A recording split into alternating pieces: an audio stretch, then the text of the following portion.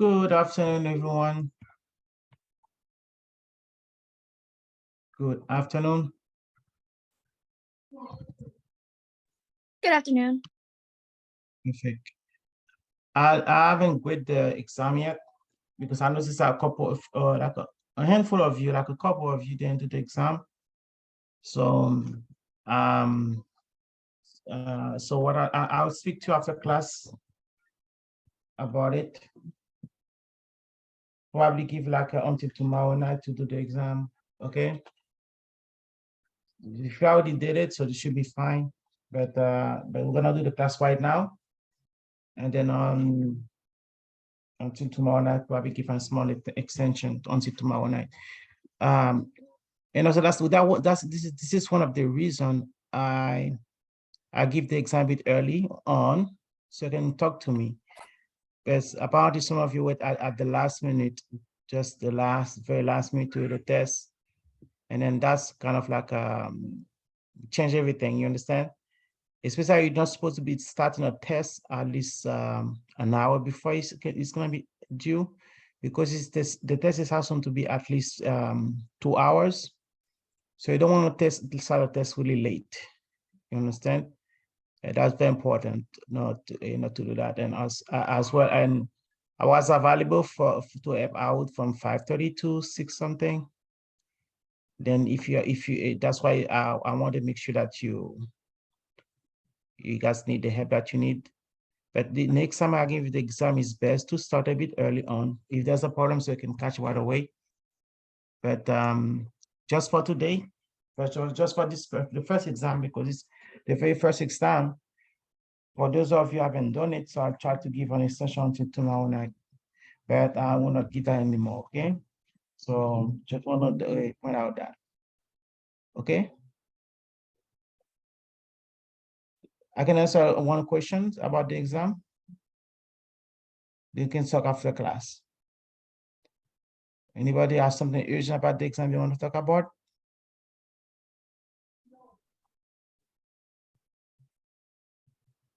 Are you talking, Jacob? I cannot hear you. Let me check my system. If I can hear everybody. I guess I can hear everybody. Okay, so nobody say anything, so we can talk after class. If not, so we'll talk after class, okay? If you cannot just, let me see, somebody text me, okay? Okay. All right, then, so let me share my screen with you.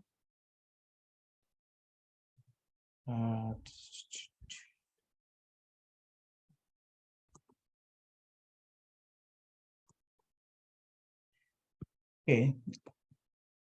So what this part of the class is about something called regression analysis.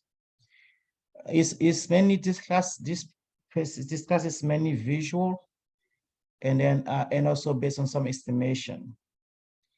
Okay.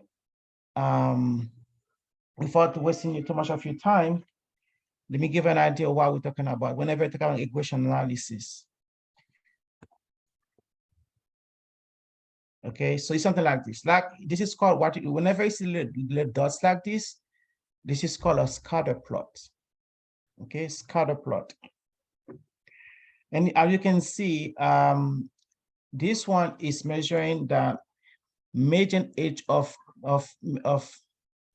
men, marriage of men and women. They compare them together. Okay, I will be talking about this specific thing in class right now soon. So whenever you have, but I want to put out a couple of stuff. If you have your graph, if you have your graph, and then if you see that there's a tendency to go from left to right like this, okay, this is left to right, okay. This is assumed to be an increase. Okay, that's called an increase. Okay. So, and then this is assumed to be like an increase. And then if you have it the other way around, You just give me one moment. If you have it the other way around, something like this, okay? I can just put the graph like this if you want to. And then from left to right.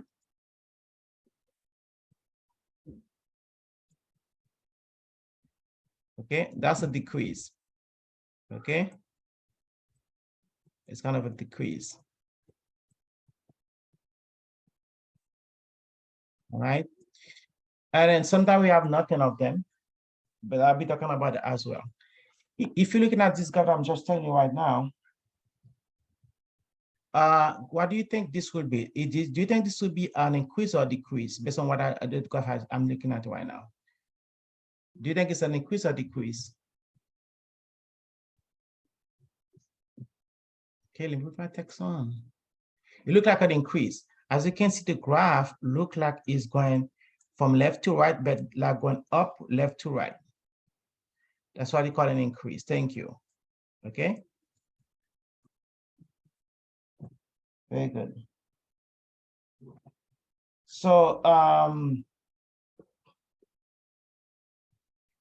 this is what we say here. So what we did, this is what it says exactly. We use the kind of graph to investigate a positive, negative, or no association between two numerical variables. Here we have two numerical variables. Is median age for women, and then this is median age for men. We work for and for marriage. Based on the data that we see, as the median age get older, you know, it seems that older women tend to get older men. You see that? As the woman age, I know it might not sound really right, but that's what it means. It means that as women get older, okay, they tend to get in marriage into older men. Okay, the younger the women, the younger the husband will be. You understand? So that's what it means. For example, look at that person who is 30. Median age is 30. See that? The median age for the men is something between 30 and 31. So it seems that based on that data, it seems that women tend to choose men that are a bit older than them or kind of the same age, not younger. That's what it means. Okay, that means there's an association between, and whenever you look at the marriage, there's an association between age, the way they choose to get married. You know what I mean? So it might not exactly 100%, but that's what some data are just looking at. Maybe a certain, it may be a tendency. Okay, so as you can see here, that's why it says in state where women tend to marry at an older age, men also tend to marry at an older age. Okay, I mean, that's what I mean. See, so the older they are, they tend to get married older. That's the relationship between these two data. Okay, so when I'm talking about the marriage, I mean the women tend to change to get married, and then the men tend to get married also as an older age. They find out there's an association between both of these things. That's what it means. Okay. Any question about that?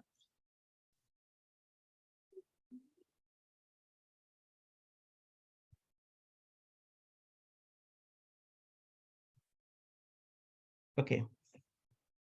I want to show you another one right here. If you can looking at this data here, this is the age and years for cars, okay? And this is the miles of the cars. Miles, this initial year. Do you think this is, what do you think about this graph? Do you think it look positive? I mean, it look increasing or decreasing? Or sometimes I can say, does it look negative or positive? It also look increasing. As you can see, you see that the thing tends like, even though I have numbers on the side, this can be outliers, by the way. You understand? Even that number on the side, but everything look like they're going in that specific orientation. Okay, make it like it's increasing, right? Even they come out of, but the idea is that the big picture is that is going, is increasing. That's the big picture. Okay. So let's look at what the definition say. This one, I mean, it say older cars tend to have more miles than newer cars. Okay. So if your car is 25 years old, expect to have like a little bit higher miles. It does have to be exactly that. You may have a car that is 25 years old that you never drove.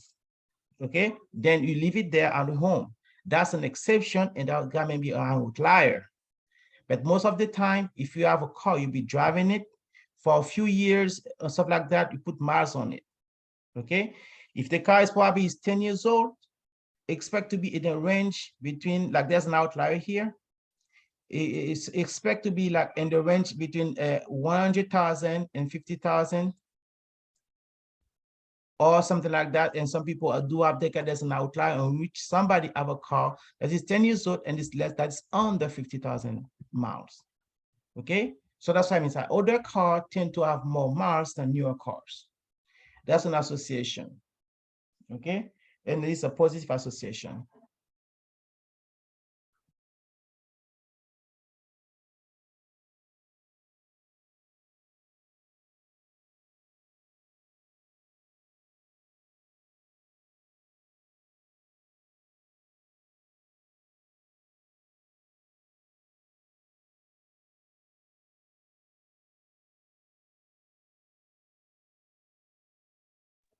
Okay, so let's see.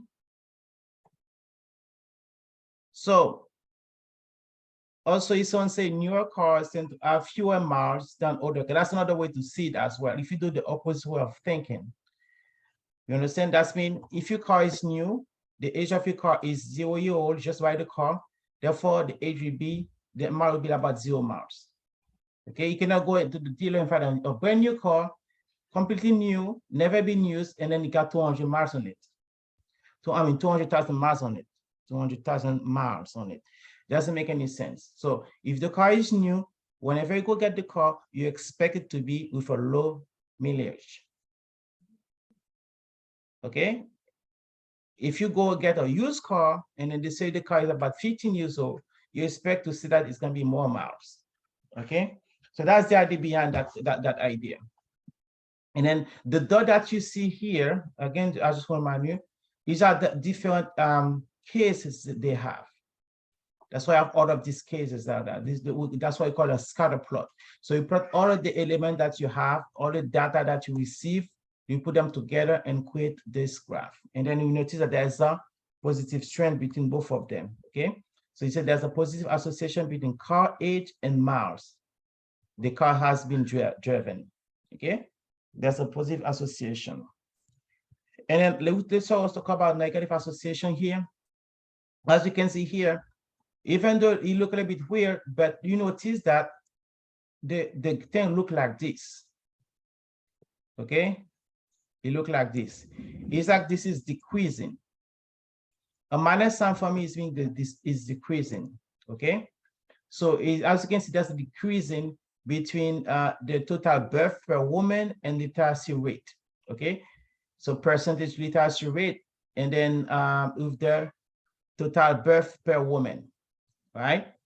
So I prefer to use the way they explain to you here and stuff. I don't want to get but the idea is behind that is like it's like the more literate women become, probably the less children is gonna have, something like that. But let's read what they have instead. So people are talking too much. You say countries with higher literacy rate tend to have fewer births per woman.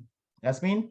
In most countries, like in countries, if most women are very, very highly educated, then in those countries, the women tend to have fewer babies.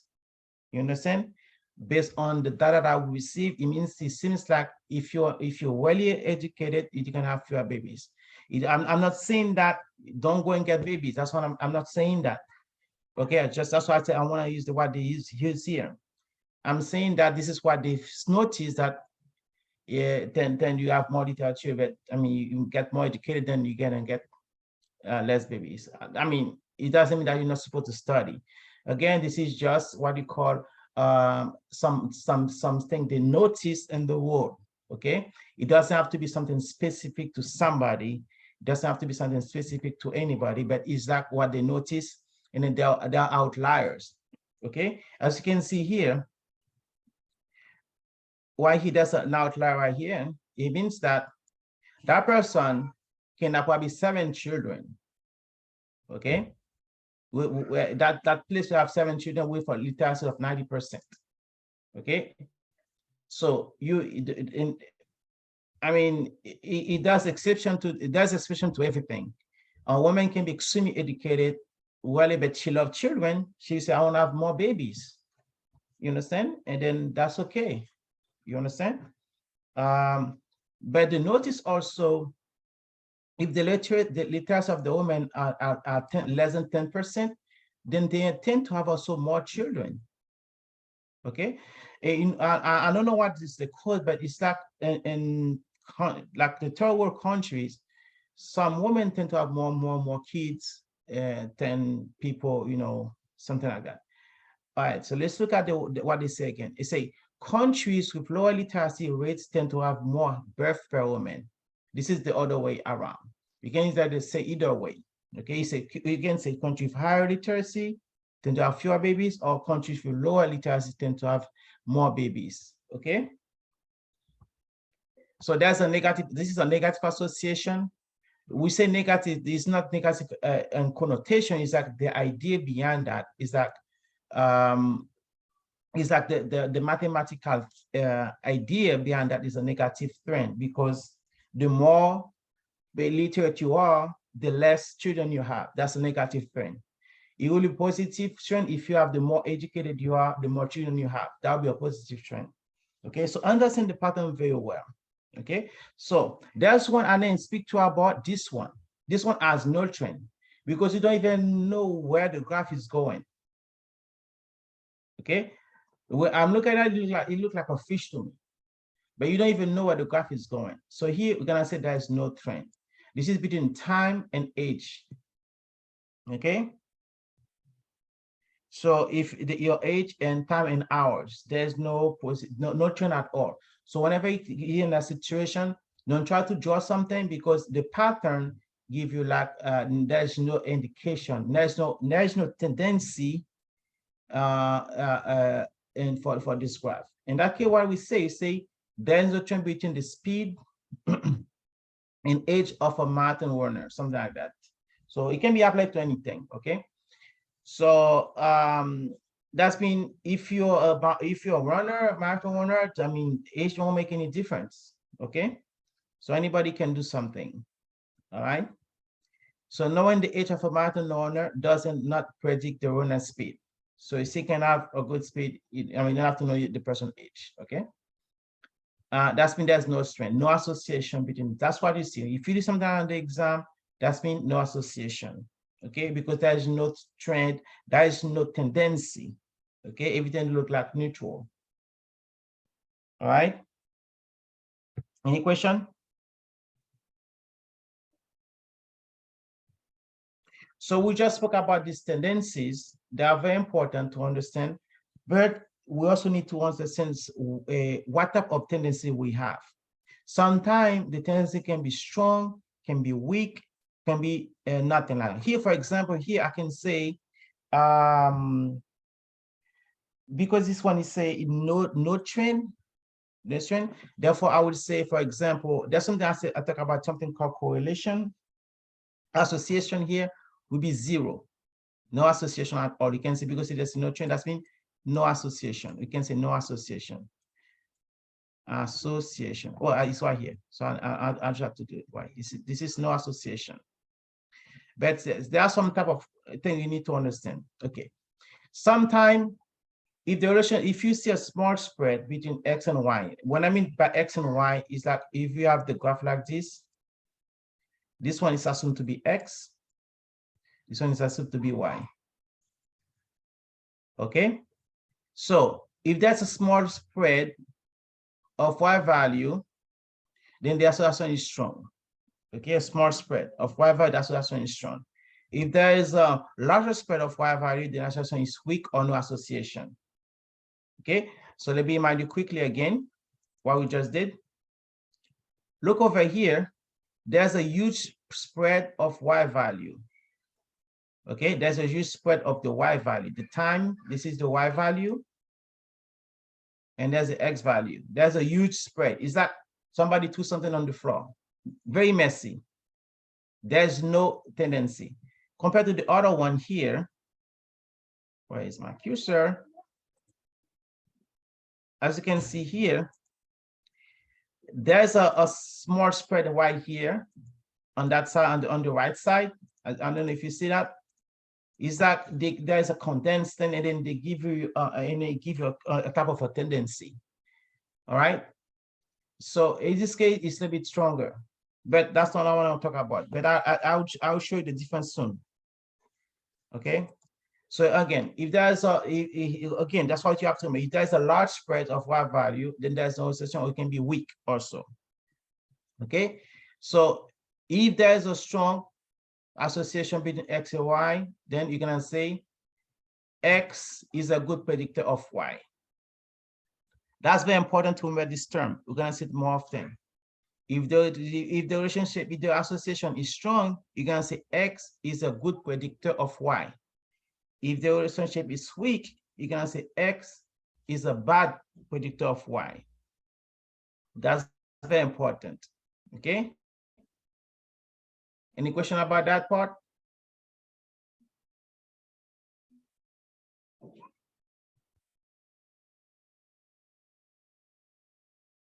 Any questions?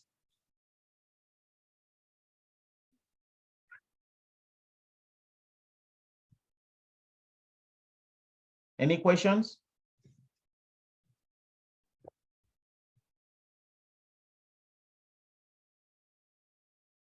Okay, thank you for letting me know. Now, let's look at a better idea here. Here, we have a larger spread of Y values, the Y value here. And this, well, the other one here, you got a smaller spread. So that's what, if you see this one like this is called strong association. This one is called weak association. By the way, just because something is weak doesn't mean that there's no association. Okay. It can be association, it can be no association. Okay, so the closer they are to each other, we say this is strong. Okay, if they don't not that close to each other, it's still gonna be, this is gonna be, there's an association, but it's weak. I mean, when I say weak, it's compared to the strong one. Okay, as you can see here, there's a tendency. Even though this one look positive, before they look positive, I mean increasing, one is stronger than the other one, because the other one is like they very condensed with each other, while the other one, they're not that condensed. That's mean the one on the right side is stronger, and the one on the left side is weak association. All right. So the one on the right side talk about height and weight. The other one I talking about the waist and weight. Okay. So there's a strong, that's mean the waist is a good predictor of your weight. Okay. But the height, your height is not a good predictor of your weight. That's what it means, based on what you just said earlier. Again, here you can say that your waist is a good predictor of your weight. And then you can say your height is not a good predictor of you, and we can say it's a bad predictor of your weight. Okay. Okay, whenever you have those lines thing, we like to draw a line between them. And then, by the way, this is called also a linear trend. Okay, here we have a linear trend because it has a tendency to to go in a different orientation, in a orientation. Okay. Is that what we see here? You say a trend that is linear if there's a line such that the points in general do not stray from a line. That's been you have. Let me see. This is what you call a tendency. You see, you have a tendency to go in a straight line. Okay, he has a tendency to go in a straight line. Therefore, you're gonna say this is a linear trend. And if also we do have some other type of trend as well, okay, that are not linear. Okay, and I know earlier I've been talking about linear trend only because that was the easiest one to extend to in that class, but there are some other trends that are not linear. For example, here, this one here. Okay, I will talk about this one as well. Here, we got two types of linear. You see, this is other shape. As you can see, even you can see this is a strong relationship. This is a strong association between them. There is very condensed. That means there's a strong relationship. But notice that the trend for that one is like, it looked like a curve like this. Okay. See, you have a curve like this. So if you have a curve like this, and then you might say this is like a parabolic, a substance straight line or a linear, it's going to be parabolic trend. Okay, even though the other one can also be like the other one here, you see there's like a curve. Okay, it can be exponential. All right, you don't know. But this one, we do them, but we have to use some more advanced statistics with them. So we do them in some other classes, but it's good to learn about them anyway in your class, but you can just give an idea. So if you just in case, it doesn't mean I cannot just show, I can show something like that, say, is this one linear? Okay, they're gonna say no, because it doesn't follow that straight line pattern. And the other one also is not linear because it kind of like a curve around it. Okay, so they're not linear. Okay, so these are the examples that are shapes that are not linear. We got more type of shape, but for now we're not going to. The reason I want to put out this because, as you can see, there some of them are very condensed. This is a strong relationship because they are dense. That's a strong relationship, but this is not a linear relationship. Okay, all right.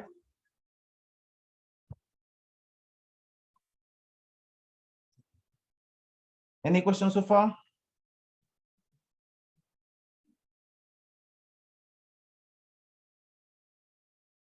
Okay, this is what we're going to talk about here. Quick summary. Always look for, whenever you have a scatter plot, make sure that you look at the strength or association. Look at what the tendency is about. Okay. Sometimes in your class right now, you're going to say either there is a positive association, negative association, or no association at all. Okay. Okay, for you to determine the strength, if it is strong or weak, if the association, if you look at the scatter plot, if they are dense, or very condensed, they're gonna say that's a strong relationship. If that's spread everywhere, then that's a weak relationship. Okay, so also look at the shape. We want to know whether it's linear or non-linear. So earlier, the example we were talking earlier are non-linear. Okay, so in the exam I say, is this one linear? I can say this is not linear, this is non-linear in that case. Okay, not a straight line. Okay, so let me see. These are examples of strong and weak association. Okay, this one say people who have higher salaries tend to travel farther on vacation. Okay, and then this one say a person who has a higher salary is predicted to travel far on vacation. This one you can say by this one say because they have higher salaries, they travel far. A person with a higher salary will travel far on vacation. So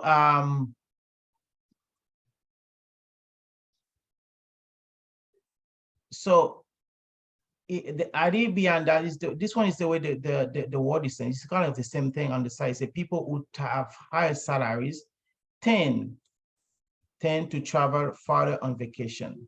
We don't have a graphic for that, but the idea is it's a person who has a high salary is predicted to travel far on vacation. Compared to this one says because they have high salary, they travel far. So this is what happened. We don't want to use, whenever you do the interpretation, you don't want to use this kind of way of talking. Okay. In fact, this is the right way to say the stuff. Okay. This the example of the cars earlier. We said that as the car age, then it got more miles. I cannot say because the car is very old, it must have more miles. I just give you an example in which that you may somebody may have a brand new car, about 15 years old, never really use it. I mean, use it once in a while. They have a very small amount of mileage on it. It can happen. So therefore, this one is too arbitrary. That's why it's a bad way to express. You cannot say because they have higher salary, therefore they travel farther. It doesn't have to be that way. But based on the study, it's like because people who have high salary tend to travel farther on vacation. That's again, we're talking about the tendency of something. Okay. So also the way the other one is talking as a person with has a high salary is predicted to travel far on vacation. That means because if you have high money, then based on data, then you should be able to travel far on vacation. Okay. So you can also use those kind of data to predict what can happen in the future as well. Okay. So we're gonna avoid to be arbitrary whenever we do an interpretation. Just like I said earlier, when I want to explain to you something, I say that some stuff doesn't apply to everybody. So that's why I talk about tendency. So this is not something that's arbitrary. Also, we are talking about women with an advanced age that are getting married compared with men that are having age that are getting married. And we'll find that there's an association that as they get older, they tend to get married, something like that. It does have to be for this specific case. I just say that that's a tendency that we notice. Okay. Also, we notice a tendency in which women with higher education tend to have less children or less birth compared to people who have, lower, education, that tend to have more babies, something like that. That's a tendency. I did not say because that woman, I didn't say that woman has the woman has more education. I didn't say I didn't say if woman has more education, then it's gonna have less children. I did not say that. I said that's a tendency. You understand? So there's a big difference. We can also so if a woman has more education, then we can assume you see that I'm not using arbitrary language. The arbitrary language should be very offending, and that's what statistics is about. So you see some tendency, and the tendency that you see also will help you make better choice. You understand? That's the idea behind that. Okay. So this statistics about also making decision as well. You make decision for your own self. Now, what I'm going to be doing now is to add numbers to. We're going to focus on that thing again, that weak association and strong association. And I'm going to put numbers to them. You don't need to learn how to calculate those numbers yet. There's a formula to calculate those numbers. There are plenty of formulas to calculate, but for your class, you don't need to calculate them. You just need to look at it and give an idea. Okay? Let me give you an idea right now.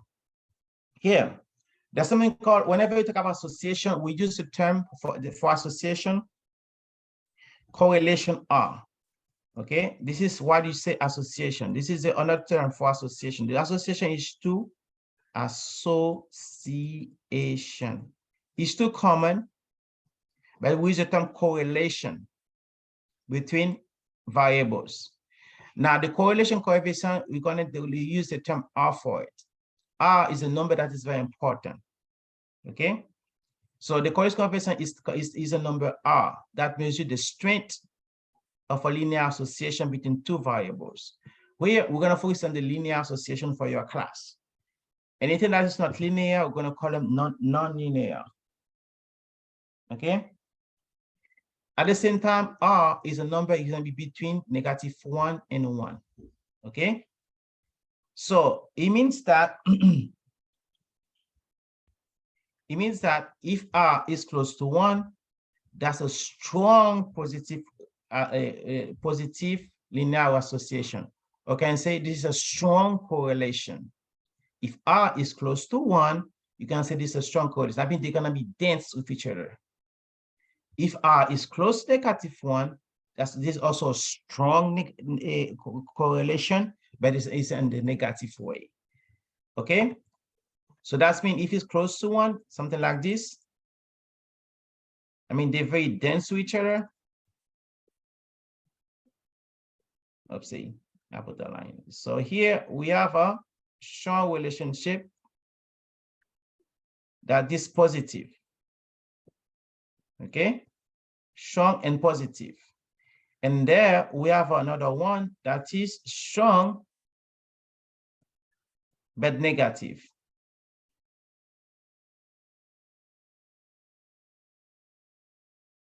Okay, this one is negative. Okay, it's strong but negative. So don't confuse them. I've seen confusion before, thinking that if it's negative, then therefore it's weak. No.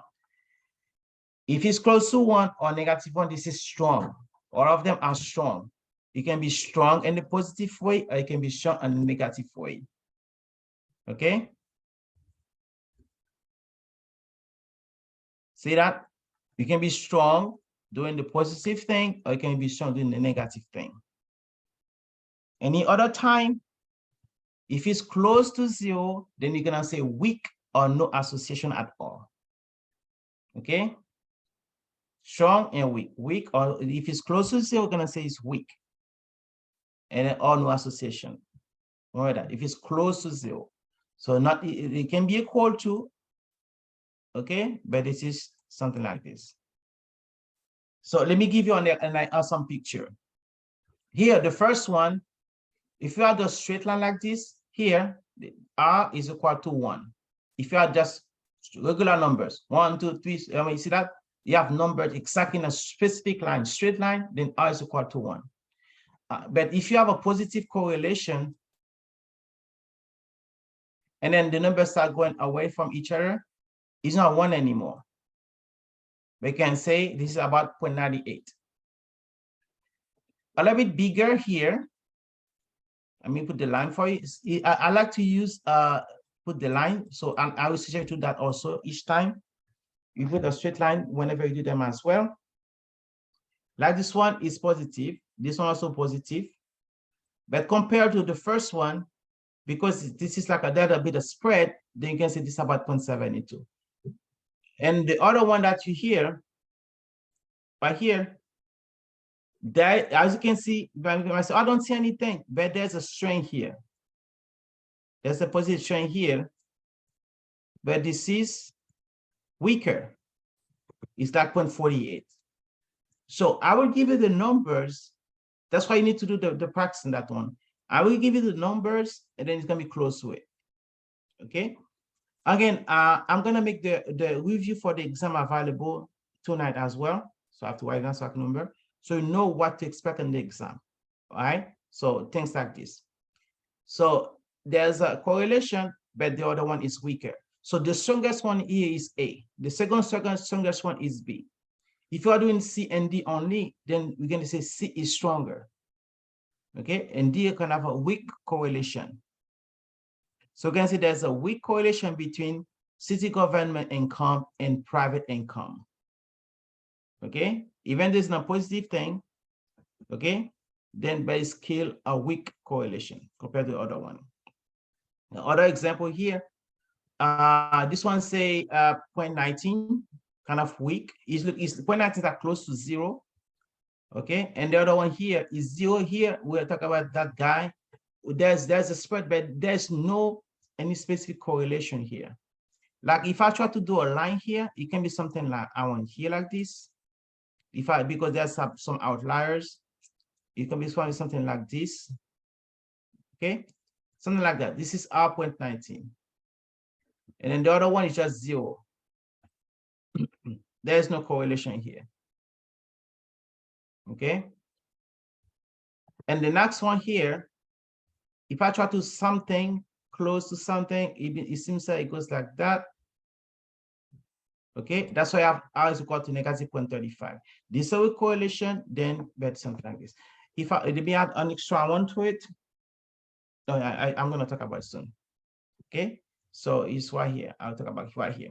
See here, this is a strong relationship, and K is strong, but this is negative. This is strong.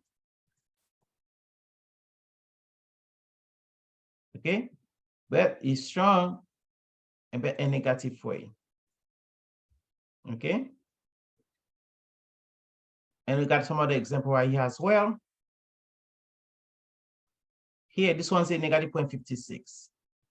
Okay, this one say negative 0.79. That's mean you can have them in the negative way as well.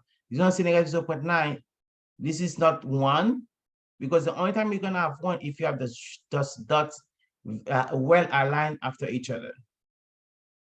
But this one here is fine too. So you have to get used to the idea behind those things. That's what you have to do. I know it might be a little complicated, but you can also, yeah.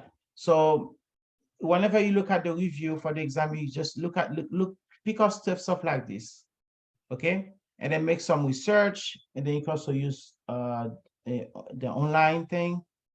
What again?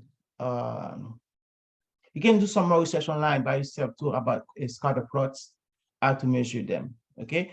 And then, by the way, this note will be available once I finish this section, okay?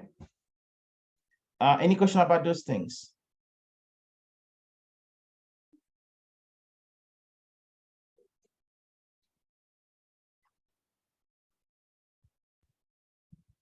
Okay.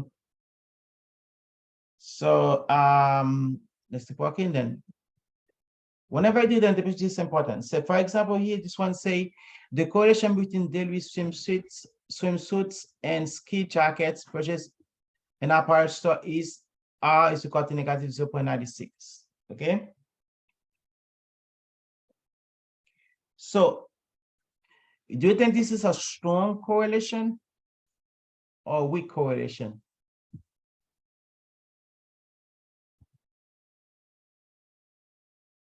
Is strong.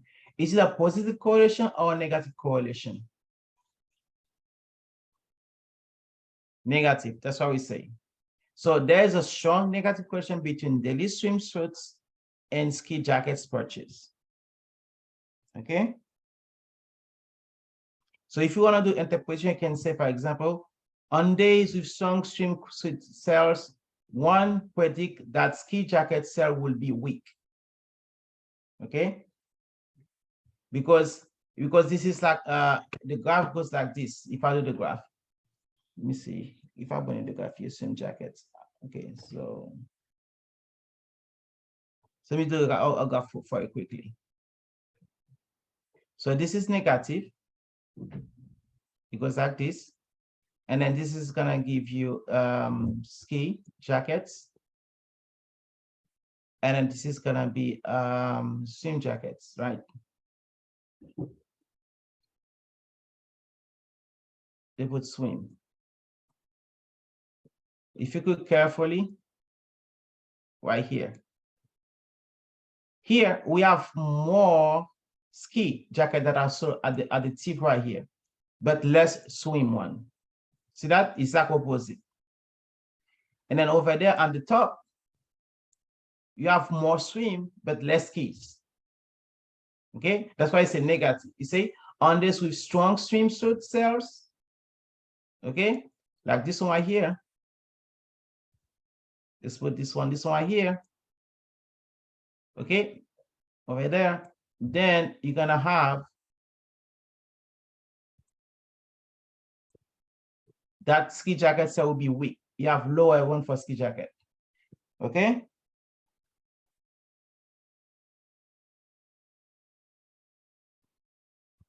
Now, important to know, sometimes people tend to understand something else. Okay, this doesn't mean that people who buy swimsuit are causing potential ski jacket, but to not buy. Okay, it doesn't mean that there is no causality here. Just because I'm buying ski doesn't mean that the other person must buy swim. You understand, swimsuits? So there's no causality here. It's just we just notice an association or a tendency. Okay, that's very important. So we're gonna try to avoid being too arbitrary whenever we do the interpretation. Whenever you do arbitrary, it means that you're gonna get in trouble. Okay, whatever you're selling, for example, if you're selling, for example, if you are a business owner, you're selling alcohol, you know, the alcohol to clean, let's say, and if you're supposed to sell hand sanitizer, you can never say this kill 100% of germs. You're too absolute. You can say kill 99% of germs, something like that. You have to leave room for error. Okay, you can say 99% of germs, you can say kill 90% of germs. That's the thing. Okay, whenever you start sick, it's best to avoid any absolute way of thinking or way of talking. That would get you in trouble. You can get sued just because of saying something if you're someone in a higher position. Okay, I always dream that all of my students would be, and I always dream that all of my students will be in a higher position. So I'm talking to you as a future CEO person or future doctor, future whatever it is, future leaders. So avoid trying to be too absolute whenever you're talking. That will get you in trouble. So now you can just leave room for error. Okay. So understand this part. And then this one talk about StatCrunch, but I'm not gonna use StatCrunch with you. Again, so regular calculator.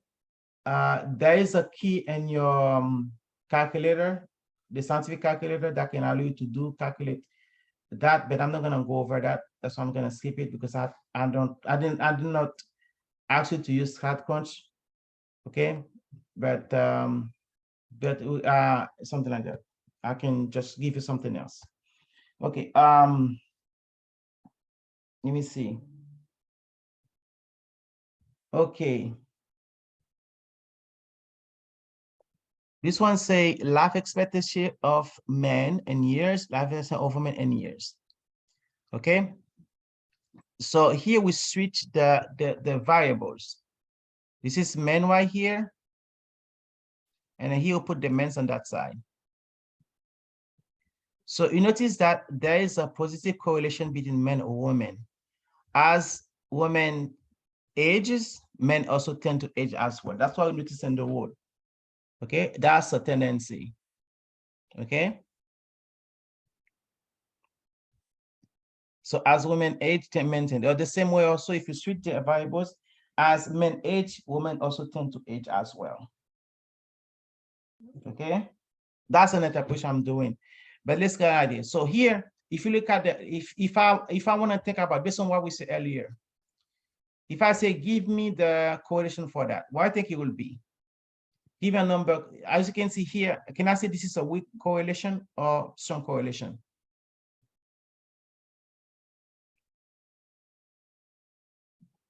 I mean correlation. I say I don't say correlation.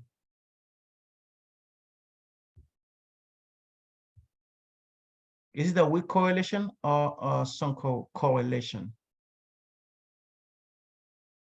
Yeah, it's some positive correlation. Thank you. Okay, so if I want to add a number to it, what will you say? Can you say it's exactly 1?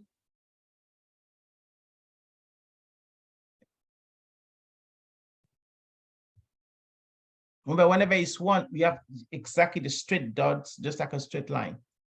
Something like that. Thank you very much. Something like 0.90, something like that. Or we can say 0.97, something like that, something. So in the exam, I will, if I was, I'll put this, something like this, I would say, is this one 0.50, or this is 0.97, or this one negative? So I would say A, is it 0.97?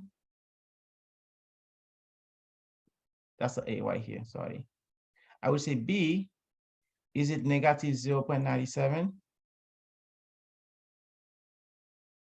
I would say C, is it 0.23? Even D, is it 0.50? So as you can see, this is a strong relationship. The only answer that match is A. Even though B is strong, but B is a negative side. We're gonna take B. Okay. Okay, so the center also switching the variable has no effect in R. That's mean the correlation be the same. If you switch the variables, you put the other one on the other side, or you switch X and Y, it won't make any difference. Okay.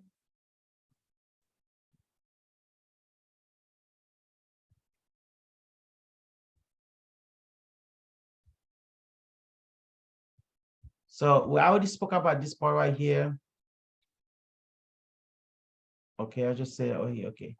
So these are examples. Say it's as multiplying all X or all Y's by a constant does not change R. So this, they also try to understand this thing. If you multiply all X by the same value, it doesn't change R. If you multiply by constant, if you add the same constant to all X and R, it doesn't change R. Okay. If you look at the other number thing, it doesn't change it. And then also changing units such as inch to centimeter, Fahrenheit to centimeter does not change R. So R is unitless.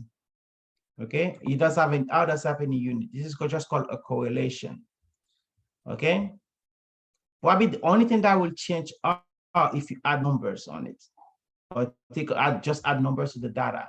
But if you add a constant value to every single value, then you won't change R. If you also subtract, it'll be the same thing. Okay, if you change the units, it won't change R neither. Okay. So for your class, I want you to use only linear equation to do your thing. Okay, so only use linear equation to interpret the data when there is a linear relationship. Okay, sometimes there's sometimes an outlier can change the data. So sometimes you can remove it, sometimes you don't have to remove it. Okay, and then let's try to understand this thing. Okay, and this one is say all four of them are of R is equal to 0.817. Okay, so in this case here, give me one moment.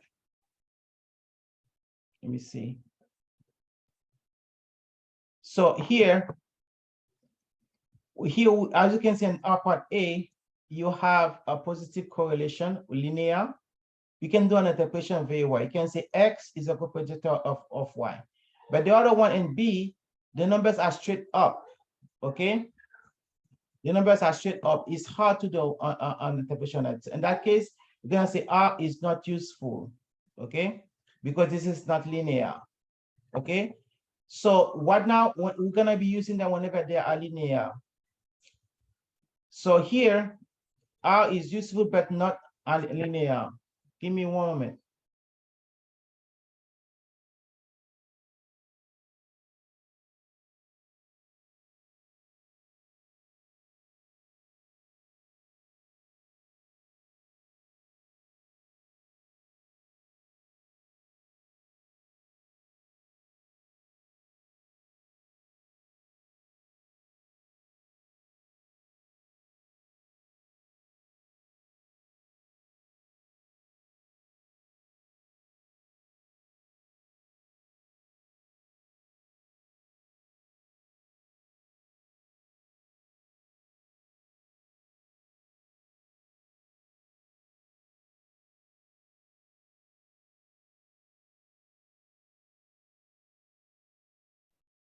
Okay, so what was I saying? So here, this one is useful. Okay. Okay, but not because you see there's an outlier right here. Oopsie. There's an outlier over there. Okay. But don't think about it. For now, for your class, if it's not not a linear one, you're gonna say that is not useful. Okay. All right. So that's what I'm gonna try to understand. So look, you're gonna look at the notes.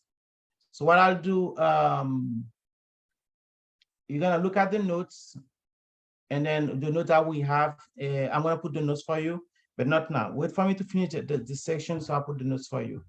But look at the book available we have online. So let me just show you where we can also have the book. Give me one moment for some of you. Let me stop sharing that for a minute. Let me not do the same mistake as last time. I'm gonna save everything.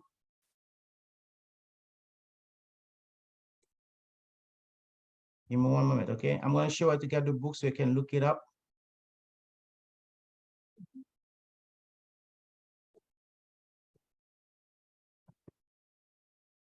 So let's share the screen.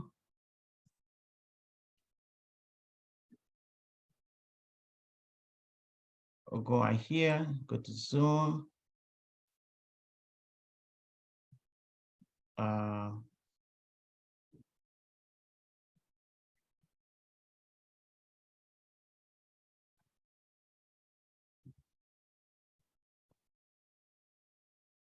Give me a moment. So I'll share the screen. I just swear I was sharing it. I just changed it. Okay, let's go to this one right here. So if you go to your class, to modules, okay, and then you go right here. You should be having, let me go as a student.